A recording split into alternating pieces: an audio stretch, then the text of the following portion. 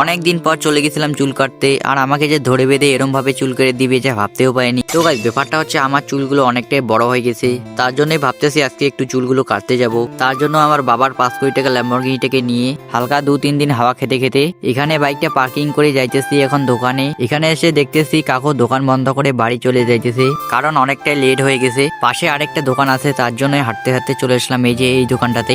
এই দোকানটাতে আবার দেখতেছি একটু ভিড় আছে, তার জন্য এখানে বসে বসে একটু ওয়েট করতেছিলাম। বসে বসে বোর হইতেছিলাম, তার জন্য একটু আয়নার সামনে পোজ মারতেছিলাম। অত মনোযোগ দিয়ে দেখতে হবে না, কারণ এটা আইফোন না। তোমরা একটু সাপোর্ট করো, আমারও হয়ে যাবে একদিন ইনশাআল্লাহ। ফাইনালি সিটটাতে বসে আমারও চুলগুলো কাটতেছিলাম। সত্যি বলতে একটা ভাইকে দিছিলাম ক্যামেরাটা ধরতে, ও যে এরম ভাবে ভিডিও করবে আগে জানলে দিতামই না। ওসব বাদ দাও, আমার চুল কাটাটা কেমন হয়েছে এটা বলো। জানি অতটা ভালো লাগতেছে না, বেশি স্টাইল মেরে বাড়িতে গেলে বাড়ি থেকে আমাকে বের করে দিবে। ল্যাম্বরগিনিটাতে চেপে এখন যাইতেছি বাড়ি। ফাইনালি বাড়ি চলে আসলাম, এখন যাইতেছি একটু গোসল করতে। ফাইনালি আমার গোসল করা হয়ে গেছে, এবার কেমন লাগতেছে বলো।